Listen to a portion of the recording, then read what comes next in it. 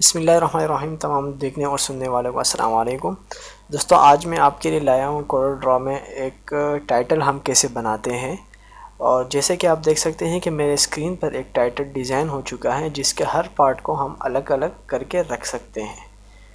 ये एक टाइटल मैंने बनाया है, इसकी मुकम्मल डिटेल मैं आपको इस वीडियो में आपको अभी बता दूँगा। जैसा कि देख सकते हैं कि पूरी टाइटल हम यहाँ से चेंज कर सकते हैं। और इसी तरह आप इसके नीचे का हिस्सा भी आप देख सकते हैं कि हर चीज़ इस वीडियो में हम आपको मुकम्मल बताएंगे कि ये एक एक चीज़ हमने कैसे ड्रॉप की है। चाहे ये हो, चाहे ये बना हुआ है, चाहे आप देख सकते हैं कि ये राउंड कैसे बना है और किस तरह हमने इसको डिज़ाइन किया है। तो इस वीडियो में हम मुकम्मल सीखेंगे इसको कि हम कैसे बनाते हैं कोरल ड्रॉ में इस किस्म के टाइटल। तो चलिए शुरू करते हैं। तो दोस्तों, अगर अभी तक आपने हमारा यूट्यूब चैनल सब्सक्राइब नहीं किया हो तो प्लीज़ सब्सक्राइब करें। अगर वीडियो पसंद आए तो प्लीज़ लाइक करें। MSO Education। Save your time and money. सबसे पहले आप देख सकते हैं मेरे पास कोरल ड्रॉ ओपन है और मैंने एक A4 पेज लिया हुआ है। और अब हम यहाँ से लेंगे एक रेक्टेंगल टूल, जिसके लिए जिस पे हम बैकग्राउंड बनाएंगे। ये एक रेक्टेंगल में ड्रॉप कर रहा हूँ। और अब हम इसका सेंटर मालूम करेंगे। सेंटर इस तरह मालूम किया जा सकता है जैसे कि हमने पिछली वीडियोस में भी आपको बताया। उसी रेक्टेंगल पर मैंने क्लिक किया है, जहाँ जहाँ नोट्स आपके आ रहे हैं तो वहाँ आप गाइडलाइन ला के रख देते हैं। जैसे अभी आप देख सकते हैं कि मैं एक गाइडलाइन ला के उसी ऑब्जेक्ट के सेंटर में रख रहा हूँ। अब हम क्या करेंगे, पेन टूल लेके पेन टूल की मदद से हम एक रेक्टेंगल या एक वेक्टर ड्रॉ करेंगे।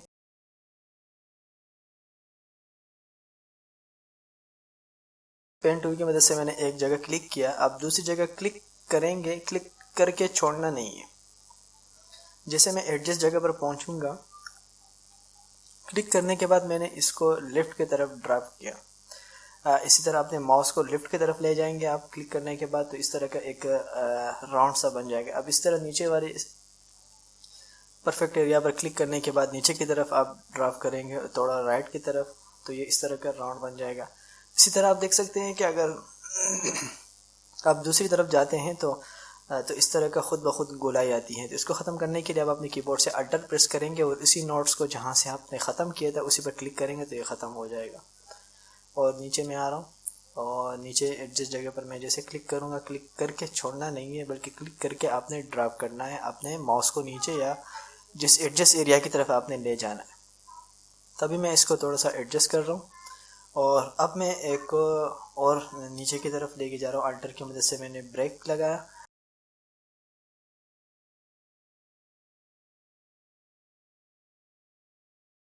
अल्टर की मदद से आप ब्रेक लगा सकते हैं कि आगे और गोलाई ना आए। और इसी तरह अब हम क्या करेंगे, थोड़ा सा मैं इसको जूम आउट करके, और बिल्कुल सीधी लाइन चाहिए मुझे। तो सीधी लाइन के लिए वही पेन टूल मेरा सेलेक्ट है और उसी से मैंने ज्वाइन किया है। और नीचे लाके शिफ्ट की मदद से अगर आप शिफ्ट अपने कीबोर्ड से प्रेस करेंगे और नीचे जाएंगे तो ये आपकी बिल्कुल एक सीधी लाइन ड्राफ्ट होगी। जहाँ तक आपको लाइन चाहिए वहाँ तक ले जाके और एंटर प्रेस करें तो आपकी जो लाइन जहाँ तक थी वहीं तक रुक जाएगी। अब आपने क्या करना है, इसकी एक कॉपी लेनी है। इस तरह के इसी पर क्लिक करके राइट क्लिक करके दूसरी तरफ आप माउस ड्रॉप करेंगे और क्लिक करके राइट क्लिक करके छोड़ेंगे तो इसकी कॉपी बन जाएगी, जिस तरह के हम कोरल ड्रॉ में करते रहते हैं एक कॉपी बनाने के लिए। अब हम क्या करेंगे, एक इनको जो है ना यहाँ पर कंबाइन करेंगे, क्योंकि ये एक बॉक्स है। अगर हम इस पर कलर फिल करेंगे तो ये चूँकि कंबाइन नहीं है तो कंबाइन ना होने की वजह से यहाँ से कलर निकल सकता है, तो कलर फिल नहीं हो। कलर फिल करने के लिए हम इन दोनों ऑब्जेक्ट को सेलेक्ट करेंगे। सेलेक्ट के बाद ऊपर कंबाइन वाले बटन पर क्लिक करेंगे। कंबाइन हो जाने के बाद हम शेप टूल लेंगे यहाँ से। शेप टूल तो आपको मालूम होगा, जैसे कि मैं आपको बता देता हूँ, ये एक शेप टूल है। शेप टूल लेने के बाद आपने यहाँ से ज्वाइन टू मूड्स नोट्स जो है ना ज्वाइन करने हैं, तो इन दोनों पर क्लिक करेंगे। जैसे मैं यहाँ से जाऊँगा, शेप टूल लेके इन दोनों को सेलेक्ट करना है। शेप टूल की मदद से ऊपर ज्वाइन क्लिक करना है। तो ये देख सकते हैं कि इसकी जो नोट्स थी वो ज्वाइन हो गई, एक तिरछा सा बन चुका है। तो इस तरह के आप दो ऑब्जेक्ट को ज्वाइन इस तरह कर सकते हैं। उसके बाद मैंने एक सीधी लाइन लेनी है जिसकी मदद से मैं ये करूँगा कि जैसे कि आप देख सकते हैं कि एक बॉक्स होता है जिसमें हम रंग डालते हैं तो नीचे से गिर जाता है अगर नीचे से खाली होता है, तो इसका नीचे वाला हिस्सा भी हम बंद करेंगे। तो लाइन की वजह से मैं बंद कर रहा हूँ। अब देखिए मैं कलर फिल कर रहा हूँ तो कलर भर सकता है। मैं इसमें वाइट कलर फिल करूँगा। अब उसके बाद हमने क्या करना है, नीचे बैकग्राउंड को अब हमने कलर देना है, और थोड़ा सा इसको मैं एडजस्ट कर लेता हूँ। थोड़ा सा मैंने इसको दोनों तरफ से थोड़ा खींचा ताकि ये प्रॉपर तरीके से हमारे पेज के बिल्कुल सेंटर में आए। अब हम यहाँ से ग्रेडियंट लेंगे पीछे बैकग्राउंड के लिए। यहाँ से ग्रेडियंट आपने सेलेक्ट करना है, जिसकी शॉर्ट की जी है। अगर आपने कीबोर्ड से जी प्रेस करेंगे तो आपके ग्रेडियंट्स आ जाएंगे।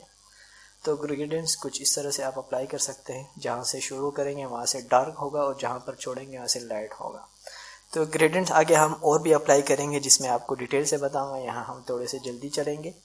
तो ग्रेडियंट्स के लिए आप इस तरह के कलर कैसे चेंज करते हैं ये भी मैं आपको आगे वाले, हम जब एक और वेक्टर बनाएंगे तो इसमें हम आपको बता सकेंगे आसानी से कि आपने ग्रेडियंट्स में कलर कैसे चेंज करना है। तो इस तरह ये ग्रेडियंट्स मैंने अप्लाई किया बैकग्राउंड पर। ऊपर चूँकि मैंने वाइट कलर दिया था जिसकी वजह से ये कुछ इस तरह से आ रहा है। तब हमने इस ऊपर वाले ऑब्जेक्ट की एक कॉपी लेनी है। कॉपी आप फोटोशॉप में Ctrl+C+V से भी ले सकते हैं, और अपने कीबोर्ड से अगर प्लस प्रेस करेंगे तो इससे भी ले सकते हैं। तो पीछे जो हमने एक कॉपी ली है उस कॉपी में हम क्या करेंगे कि एक डार्क कलर अप्लाई करेंगे। नीचे वाली कॉपी को पहले आपने सेलेक्ट करना है। जैसे मैंने सेलेक्ट किया, एक ब्लू कलर अप्लाई किया, और यहाँ से हम कलर को एडजस्ट करेंगे। तो मैं यहाँ से थोड़ा डार्क ब्राउन कलर अप्लाई करूँगा ताकि ये कुछ ऐसा लगे जैसे कि उठा हुआ लगे, जिसके लिए मैं डार्क कलर अप्लाई करने जा रहा हूँ। डार्क कलर अप्लाई करने के बाद मैं इसको एडजस्ट करूँगा थोड़ा। आप अपने शॉर्ट की से भी कर सकते हैं। दोनों ऑब्जेक्ट को सेलेक्ट करने के बाद CE प्रेस करेंगे तो बिल्कुल एडजस्ट जगह पर ये आ जाएंगे। लेकिन चूँकि मैंने थोड़ा सा इसको डिफरेंट कर रखना है, तो जिसकी वजह से मैं अपने माउस की वजह से इसको थोड़ा सा सेटअप करता हूँ। थोड़ा सा एडजस्ट करने के बाद ये आप देख सकते हैं पीछे मैंने एक कॉपी ली थी। अब हमने क्या करना है, यहाँ कॉपी लेने के बाद जैसे एडजस्ट हो गया, तो अब हमने एक और रेक्टेंगल बनाना है, एक वेक्टर बनाना है नीचे कुछ इस तरह से, जिसकी साइज़ की मदद हम यहाँ से रेक्टेंगल से लेंगे। मैंने एक रेक्टेंगल ड्रा किया, ये सिर्फ गाइड के लिए कि हमने इतना लेना है, जिसका साइज़ मैं रख दूँगा 0.742। तो ये एक साइज़ मैंने अपने जहन में रखा हुआ है, आप बाद में भी चेंज कर सकते हैं। पेन टूल के मदद से हम एक और रेक्टेंगल लेंगे यहाँ से। अब इसके नोट्स के शुरू में आप अप्लाई करें, और अप्लाई करने के बाद आप यहाँ पर देख सकते हैं इसका सेंटर मैंने गाइडलाइन की मदद से मालूम किया, और सेंटर मालूम कर देने के बाद अब मैं जा रहा हूँ इसका मैं एक रेक्टेंगल बना रहा हूँ खूबसूरत सा। आप देख सकते हैं ये नोट्स में क्लिक करता है। ये पेन टूल है मेरे पास, ये मैं पेन टूल यूज़ कर रहा हूँ। पेन टूल बहुत ज़बरदस्त है। जहाँ आप क्लिक करके दूसरी तरफ क्लिक करेंगे तो छोड़ने से पहले आप माउस को जिस तरफ ड्रॉप करेंगे तो इसी तरह ये एक गोलाई बनाता रहेगा। अब यहाँ पर मैंने इसको ब्रेक लगाया। ब्रेक एंटर की मदद से भी आप लगा सकते हैं। और इसकी मैंने कॉपी ली। कॉपी इस तरह ले सकते हैं जिस ऑब्जेक्ट को आप बना दें तो कंट्रोल पकड़ के आप दूसरी तरफ अगर माउस के ज़रिए ले जाएंगे तो इसकी कॉपी बन जाएगी। और इसी तरह मैं इसको थोड़ा सा एडजस्ट करता हूँ, रिसाइज़ करूँगा, थोड़ा सा बड़ा कर दिया मैंने। और अब मैं इसको थोड़ा सा और छोटा करना चाह रहा हूँ। बहुत ज़्यादा मुझे बड़ा लग रहा है, मोटा लग रहा है। इसकी विड्थ जो है ना मुझे बहुत ज़्यादा लग रही है, तो इसको मैंने और मज़ीद छोटा किया और इसी रेक्टेंगल को मैंने छोटा किया। और इसको अब हमने दोबारा कंबाइन करना है। कंबाइन जैसे मैंने आपको बताया था, ऊपर वाले और नीचे वाले दोनों को सेलेक्ट करूँगा मैं। जैसे कि आप देख सकते, दोनों को सेलेक्ट करने के बाद मैं यहाँ से अब ये देख सकते हैं मैंने ऊपर के सेलेक्ट किया और अब नीचे वाले को सेलेक्ट करूँगा। यहाँ से कंबाइन पर क्लिक करना है। कंबाइन पर मैं क्लिक करने के बाद आपने क्या करना है, यहाँ से शेप टूल लेनी है। शेप टूल लेने के बाद ये शेप टूल्स है जिसको मैंने डार्क किया है। शेप टूल लेने के बाद आपने ज्वाइंट पर क्लिक करना है। यहाँ पर ज्वाइंट पर क्लिक करेंगे तो ये इस तरह से आपका ज्वाइंट कंबाइन सब हो जाएगा। अब उसके बाद मैं करूँगा कुछ इस तरह सा कि मैं इस बॉक्स को डिलीट करूँगा। क्योंकि मैंने गाइड के लिए लिया था तो इसलिए मैं इसको डिलीट करूँगा और इस शेप की मैं एक कॉपी लूँगा। यहाँ से कॉपी के लिए प्लस अपने कीबोर्ड से प्रेस करें तो इसकी कॉपी बन जाएगी। और यहाँ से इसका रुख मैं चेंज कर दूँगा ऊपर, आप देख सकते हैं, और दूसरी तरफ ले गया। और इसी तरह इसका दूसरा सर जो है ना, इसको भी मैं यहाँ से एडजस्ट कर रहा हूँ। और अब मैं एक लाइन लूँगा। पेन टूल वाले बॉक्स में अगर जाएंगे तो आपको एक लाइन टूल भी मिलेगा जिसकी मदद से आप बिल्कुल सीधी लाइन ड्रॉ कर सकते हैं। ये मैं एक शेप्स के नोट से इसको पकड़ के दूसरे शेप पे ले जा रहा हूँ ताकि ये कंबाइन खुद ब खुद हो। आप देखें मैं ग्रेडियंट अप्लाई कर रहा हूँ, नहीं हो रहा। इसकी वजह ये है कि ये कुछ मसला कर रहा है। तो यहाँ देख सकते हैं, यहाँ तो जॉइंट सही है। इस तरफ देखेंगे तो यहाँ पर जॉइंट टूटा हुआ है। तो इस जॉइंट को मिलाने के लिए आपको पता है हम क्या करेंगे, इस लाइन को और इस ऑब्जेक्ट दोनों को सेलेक्ट करेंगे और कंबाइन, और इसी तरफ शेप टूल की मदद से हम इसको कंबाइन को जॉइन करेंगे। इस तरह इन दोनों को भी हम कर सकते हैं।